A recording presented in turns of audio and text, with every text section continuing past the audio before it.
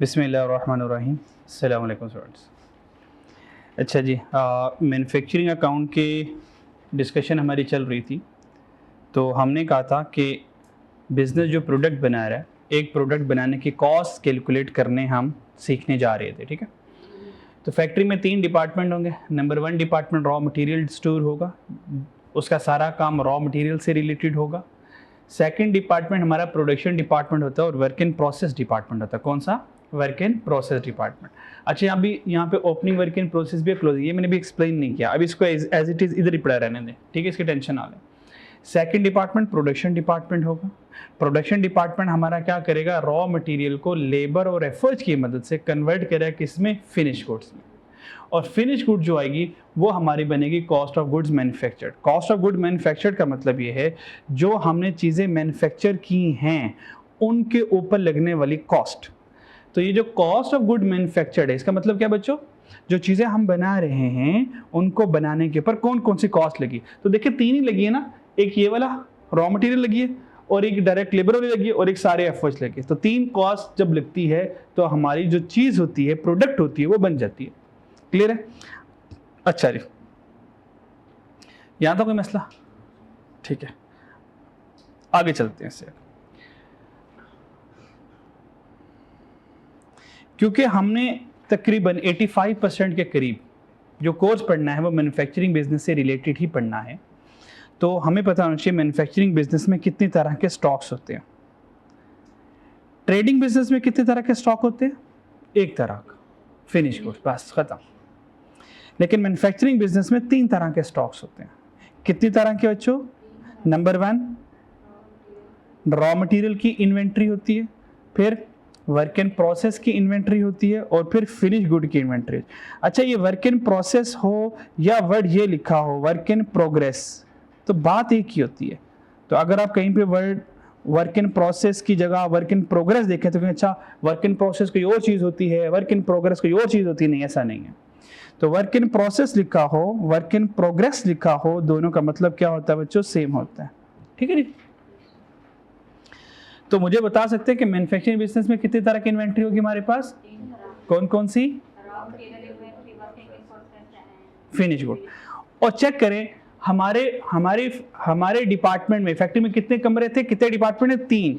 हर एक डिपार्टमेंट की अपनी इन्वेंट्री होगी। चेक करें, या अगर आपको ग्रीन ग्रीन नजर आ रहा हो तो रॉ मटेरियल की अपनी इन्वेंट्री होगी, क्लोजिंग रॉ मटेरियल की इन्वेंट्री होगी, प्रोडक्शन डिपार्टमेंट की अपनी क्लोजिंग वर्क इन प्रोसेस की इन्वेंट्री होगी, और फिनिश गुड डिपार्टमेंट की अपनी फिनिश गुड की इन्वेंट्री होगी। तो हर एक डिपार्टमेंट की अपनी अपनी इन्वेंट्री होगी। बात समझ आ रही है भाई? रॉ मटेरियल स्टोर में ऐसा होगा ना कि जो मैं मटेरियल मेरे पास ओपनिंग पड़ा हुआ है और कुछ मटेरियल परचेज है, क्या सारा के सारा ही मटेरियल मैं इशू कर दूंगा उस साल? कुछ ना कुछ तो बच जाएगा ना। वो जब बच जाएगा वो मेरी क्या होगी? रॉ मटेरियल की इन्वेंट्री होगी। अच्छा, मैं प्रोडक्शन कर रहा हूँ, फॉर एग्जांपल हम शर्ट्स बना रहे हैं, क्या साल के एंड तक मैं सारे रॉ मटेरियल को शर्ट में कन्वर्ट कर चुका हूँ, या कुछ ऐसे शर्ट्स होंगे जिनकी अभी हमने कटिंग करके रखी होगी लेकिन अभी वो प्रॉपर शर्ट नहीं बनी होगी? ऐसा होगा। कुछ ऐसे होंगे जो अभी क्लोजिंग वर्क इन प्रोसेस में होंगे, यानी कि उनके ऊपर 70%, उनके ऊपर 70-80% काम हो चुका हुआ है पर हमारा साल खत्म हो गया। तो हमारे पास कौन सी इन्वेंट्री बनेगी? वर्क इन प्रोसेस की इन्वेंट्री बनेगी। यानी कि वो चीजें हैं जो 80% तो कंप्लीट हो गई हैं लेकिन साल खत्म हो गया। फिर जब हम चीजें बना लेंगे, क्या हम साल खत्म होने तक सारी शर्ट्स बेच देंगे, या कुछ शर्ट्स हमारी दुकान में, हमारे वेयर हाउस में, गोडाउन में पड़ी रह जाएंगी ना? तो इसका मतलब मटेरियल का भी इन्वेंट्री होती है, वर्क इन प्रोसेस की भी इन्वेंट्री होती है, और फिनिश गुड की भी इन्वेंट्री होती है। तीनों की इन्वेंट्री होती है। ये बात समझ लगी? चलो जी, अब ये जो सारा हमने कॉन्सेप्ट पढ़ा कि जो हमारी प्रोडक्ट बनती है वो रॉ मटेरियल से यहां से स्टार्ट होके प्रोडक्शन डिपार्टमेंट से गुजर के फिनिश गुड तक पहुंचती है। अगर मैं इन सारों को कंबाइन कर दूं, क्या कर दूं? कंबाइन कर दूं, तो मेरे पास एक फॉर्मेट बन जाता है। उस फॉर्मेट को कहते हैं मैन्युफैक्चरिंग अकाउंट। उसको क्या कहते हैं? मैन्युफैक्चरिंग या cost of good manufactured statement. ठीक है जी, अब हम इसके बारे में पढ़ते हैं जरा। ठीक है जी। अच्छा, cost of good manufactured statement पढ़ने से पहले अगर हम इनकम स्टेटमेंट के स्टेटमेंट ऑफ प्रॉफिट और लॉस, स्टेटमेंट ऑफ प्रॉफिट और लॉस। अगर हम प्रॉफिट और लॉस स्टेटमेंट की बात करें तो बच्चों मैन्युफैक्चरिंग बिजनेस में प्रॉफिट एंड लॉस कैसे बनता है और ट्रेडिंग बिजनेस में प्रॉफिट एंड लॉस कैसे बनते हैं, इन दोनों में डिफरेंस क्या है? जी, इन दोनों में डिफरेंस कोई नहीं है, इन दोनों में डिफरेंस कोई नहीं है, 100% सेम है, सवाई एक चीज का, सवाई एक चीज की। अगर उस चीज को निकाल दिया जाए तो 100% सेम है। वो चीजें क्या हैं? मैन्युफैक्चरिंग बिजनेस में कॉस्ट ऑफ गुड्स मैन्युफैक्चर्ड होती है, यानी कि हम क्या करते हैं, चीज़ों को मैन्युफैक्चर करते हैं, खुद करते हैं मैन्युफैक्चर, और उनको मैन्युफैक्चर करने की जो कॉस्ट आती है वो कॉस्ट यहाँ पे लिखते हैं। जबकि ट्रेडिंग बिजनेस में हमारे पास हम डायरेक्ट प्रोडक्ट को परचेज कर लेते हैं, यहाँ पे हमारे पास परचेज कॉस्ट आती है, यहाँ पे मैन्युफैक्चरिंग कॉस्ट नहीं आती। बाकी सब देखिए सेम है, जो सेल इसकी वही सेल इसकी होगी। ओपनिंग फिनिश, ये बच्चों ये कौन है? ओपनिंग फिनिश गुड, ये क्लोजिंग फिनिश गुड। ये कौन है? ओपनिंग फिनिश गुड, ये भी क्लोजिंग फिनिश गुड है। अदर इनकम देखें, admin expense, selling expense, fine, सारा कुछ सेम है, ऑल रिमेन सेम। डिफरेंस कहां पे आ रहा है?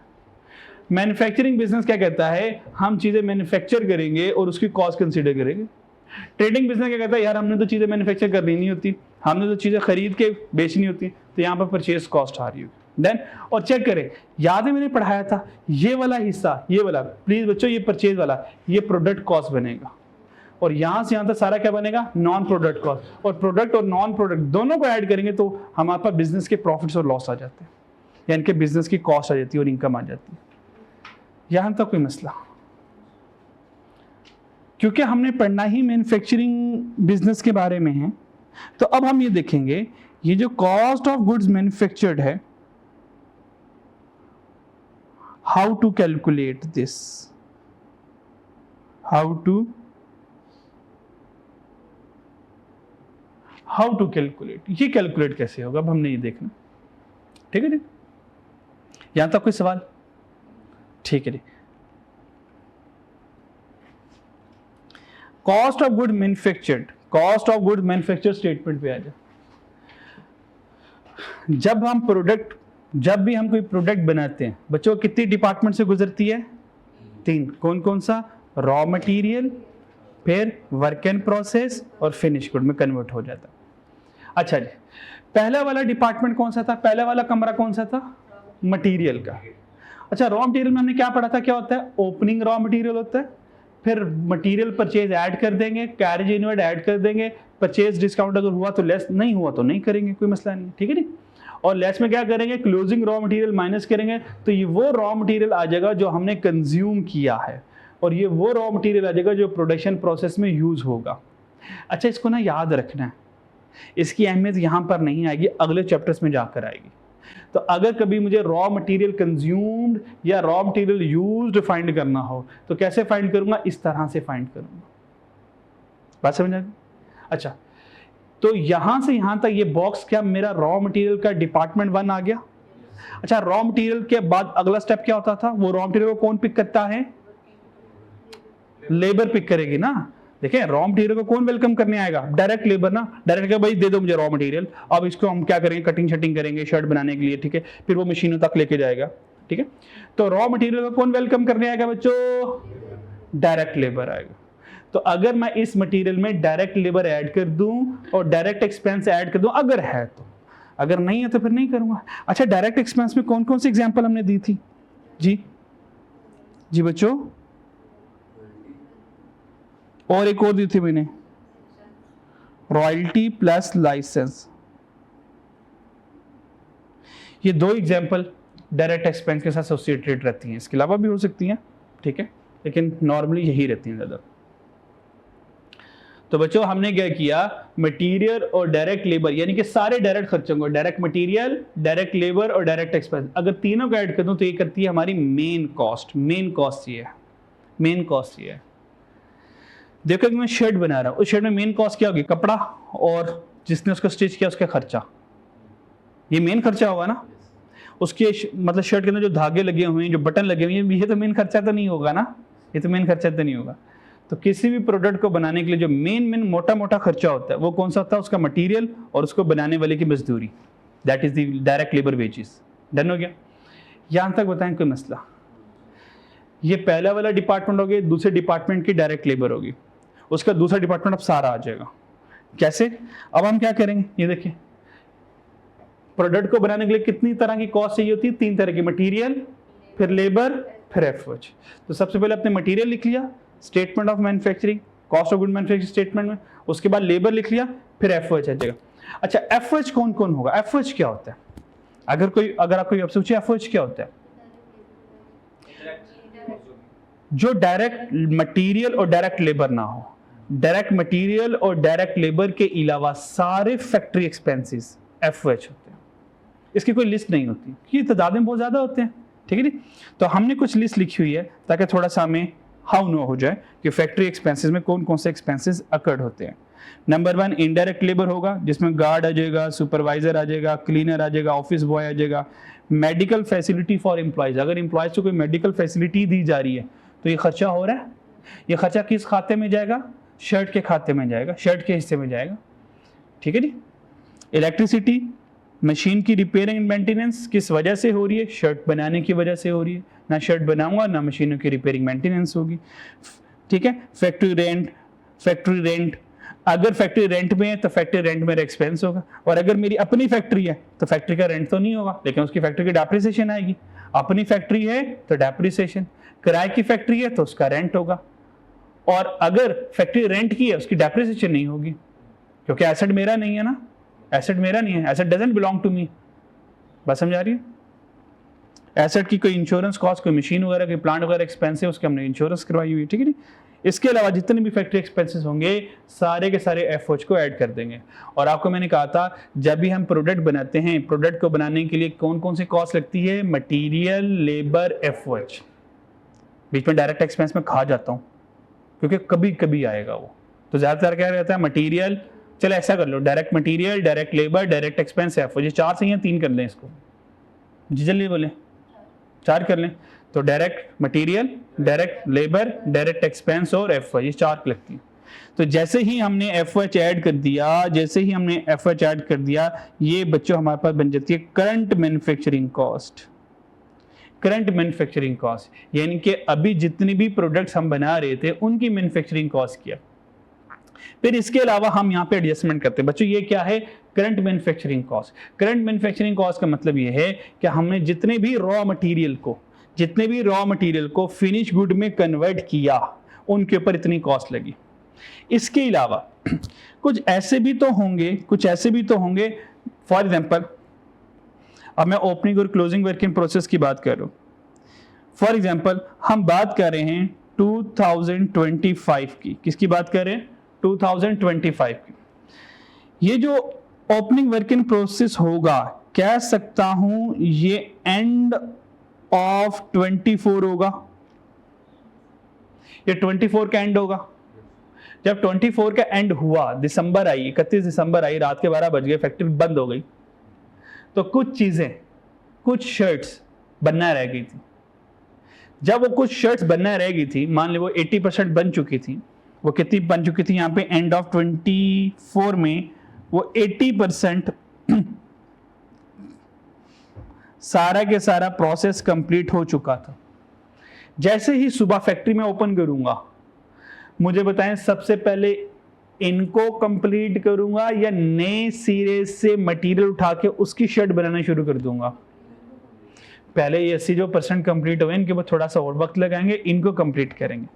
तो मुझे ये बताएं, ये जो एंड ऑफ 24 में जो 80% चीजें कंप्लीट हुई थी, अगले दिन 20% इनके ऊपर काम करके इनको कंप्लीट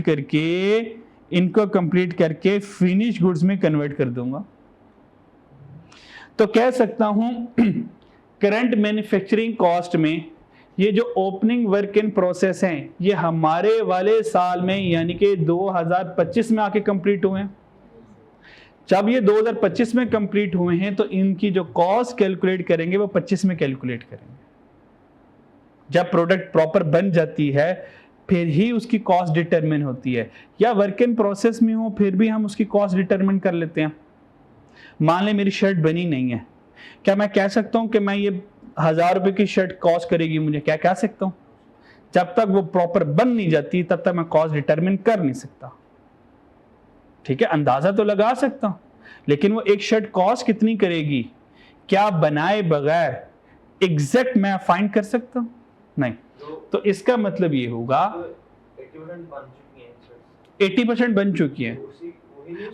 हाँ 80% बन चुकी है। अच्छा 80% जो शर्ट बनी ना वो बाजुओं के बगैर बनी है, तो कोई कस्टमर बाजू या कॉलर के बगैर क्या कोई कस्टमर शर्ट खरीदेगा?